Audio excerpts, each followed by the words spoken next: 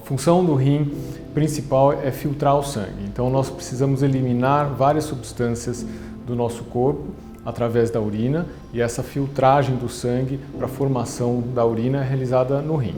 Com 47 anos de idade, há 4 anos atrás, eu fui fazer um exame de rotina, porque fazia uns 10 anos que eu não fazia exame de proctologia, por exemplo, de próstata. E fui procurar um proctologista que me pediu uma ultrassom e uns exames de sangue. E na ultrassom surgiu esse sinal que eu estaria com uma mancha no rim. Fiz ressonância e confirmou-se que era um câncer de rim e que estava necrosado e centralizado. Este médico, que era cirurgião, falou para mim: olha, eu vou tirar o seu rim, ele está necrosado, centralizado, tem uma capa de gordura em volta, eu não vou nem tocar, vou tirar em volta dessa capa de gordura e retirar tudo. Marcou-se a operação e fez a operação. No hospital ele falou para mim que a operação foi um sucesso, laparoscopia, e falou para mim que eu estava curado. 5, 6 meses depois, eu estava trabalhando, eu sou ator, estava em cartaz com uma peça e eu comecei a sentir uma dor de barriga muito grande, diferente de diarreia, diferente de dor de apêndice, que eu já tive, era diferente de tudo, era uma dor constante e ela pulsava, diminuía e pulsava, mas era constante. Fui fazer de novo uma ressonância, fui buscar as imagens. E aí constatou-se que tinha a recidiva e ela estava com 9 centímetros na loja do rim, retirado.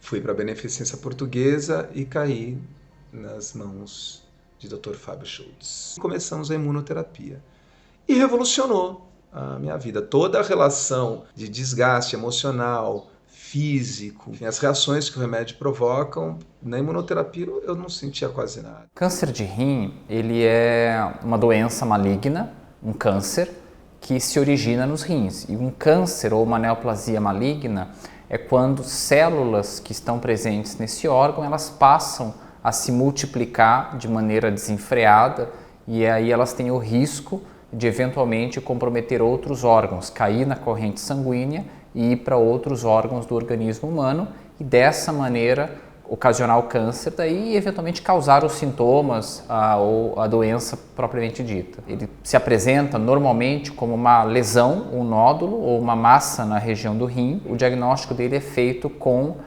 uma imagem do abdômen onde aparece o rim. Então essa imagem pode ser um ultrassom, uma tomografia ou uma ressonância. Muitas vezes também a gente precisa ter o material ou um pedaço do tumor para olhar no microscópio, para saber do que se trata ou qual tipo histológico.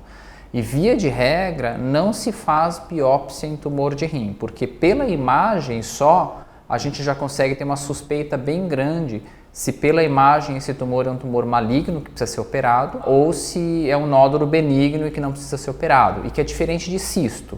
Cisto é muito comum na população no geral e não é câncer. O principal sinal que ocorre nos pacientes com tumor de rim, o mais frequente, é o sangramento na urina, e geralmente é um sangramento indolor. De repente, quando o paciente ele sente vontade de ir ao banheiro, ele vai ao banheiro, urina e sai sangue na urina. Ocasionalmente, quando o tumor no rim ele é grande, ele pode causar uma sensação de dor na região lombar, dependendo se é lado direito ou esquerdo, ou também uma sensação de massa palpável na região do abdômen.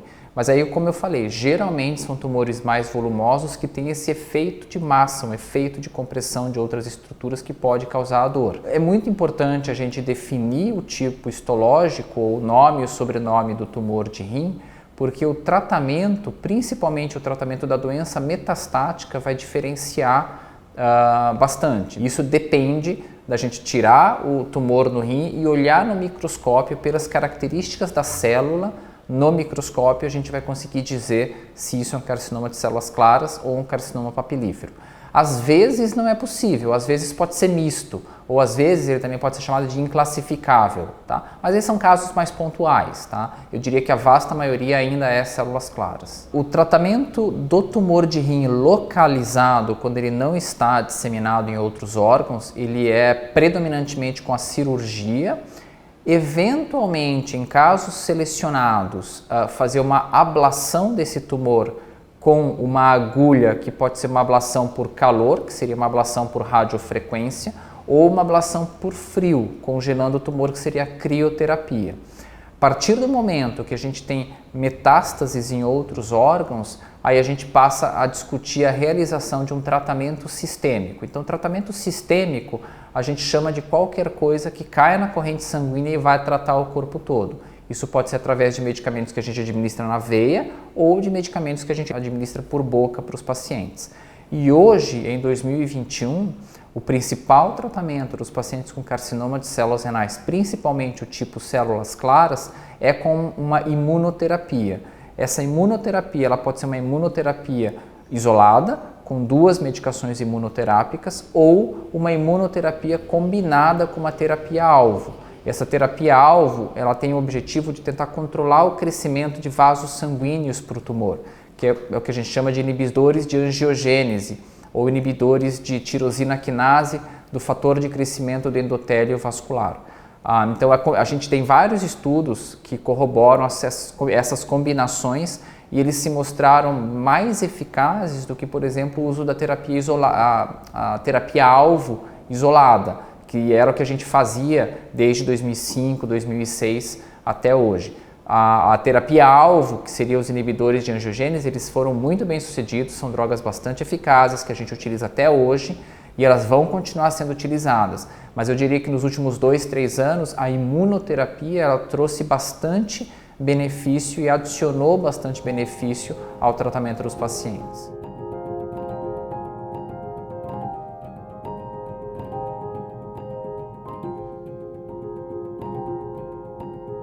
Temos 2 formas de prevenção do câncer de rim. Separamos em prevenção primária e prevenção secundária. Prevenção primária é aqueles hábitos de vida para o tumor não surgir, para o câncer não surgir. Essas alterações são menos importantes, mas são muito importantes também. Mas por que menos importantes? Porque, como comentamos, se nós temos a genética para a formação do câncer, muitas vezes ele vai surgir mesmo que nós tenhamos essas mudanças de hábito. Agora, a prevenção secundária, que é mais importante no câncer de rim, é a prevenção de detecção precoce.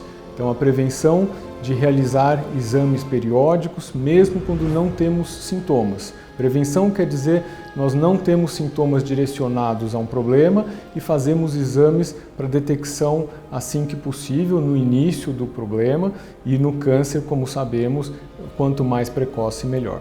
É quando temos a pressão de longa data, então temos que estar mais atentos aos rins. E um outro fator indireto, que é quando temos pressão alta descontrolada, e essa pressão alta faz com que nós perdemos o funcionamento do rim, que chama insuficiência renal. Esses pacientes com insuficiência renal, principalmente os que fazem diálise, têm uma chance maior ainda de ter o câncer de rim. Então os 2 fatores, um leva ao outro, pressão alta leva à insuficiência renal, à perda do funcionamento do rim, e os 2 juntos muitas vezes levam ao câncer de rim. A pedra de rim é um problema bastante sério, principalmente para a perda do funcionamento do rim. Então, quando temos pedra nos rins, aliás, muitas pessoas acabam indo para transplante de rim por causa de uma doença que é prevenível, que é a pedra no rim. Então, é relativamente fácil de tratar. Quando detectada precocemente, é claro que tem muito a ver com acesso aos serviços de saúde, até um pouco menosprezado, porque como é um problema justamente que não leva a um câncer, como uma pedra no rim, causa dor, mas não um problema como o câncer, então muitas vezes é menosprezado. Mas aí esse problema pode causar uma insuficiência renal e essa insuficiência renal, como comentamos, pode aumentar o risco de câncer. Internamente nos rins, a gente não se preocupa com relação a outras doenças como infecção, que é muito comum, mas externamente a outros órgãos. Então sempre quando tivermos algum outro câncer no organismo, por exemplo de tireoide, de mama, nós precisamos fazer a prevenção do câncer de rim. Então, a pessoa que tem algum outro câncer não pode esquecer do rim, porque existem algumas síndromes genéticas que a síndrome faz a gente ter um câncer num órgão e depois surge o câncer no rim. Não devemos esperar os sintomas surgirem, é uma doença silenciosa, da mesma forma que a gente comentou da pressão alta, que é bastante silencioso e muitas vezes vai destruindo o funcionamento do rim, aquilo leva a diálise, a transplante. Esse câncer, claro, de uma forma muito mais rápida, ele pode também ser bastante silencioso na fase inicial, que é a fase ideal do tratamento. Hoje eu estou em acompanhamento e praticamente com vida normal. Eu faço exames de imagem a cada 3 meses e teve uma redução de, hoje em dia, se eu não me engano, tem uma mancha muito pequenininha, de 1 centímetro ou menos, e que não tem evoluído. Quando você tem essa notícia, você está muito fragilizado. Você está em carne viva, né? Está exposto sentimentalmente. Nesse momento é sempre bom ter alguém com você, porque a nossa cabeça fica muito tumultuada. E quem está de fora com distanciamento, uma pessoa de confiança, te ajuda muito a respirar e a falar, não, vamos por aqui, o que você acha? Vamos por ali. Amigos, pessoas próximas que você confia. Amigo, eu estou muito bem e tenho confiança. Tenho confiança que esse setor da medicina está evoluindo cada vez mais. Cada vez mais. Eu tenho certeza que daqui não muito tempo a gente já vai ter um controle e um acompanhamento muito maior. E quem sabe, aí sim, um médico pode chegar e falar para você, você está curado.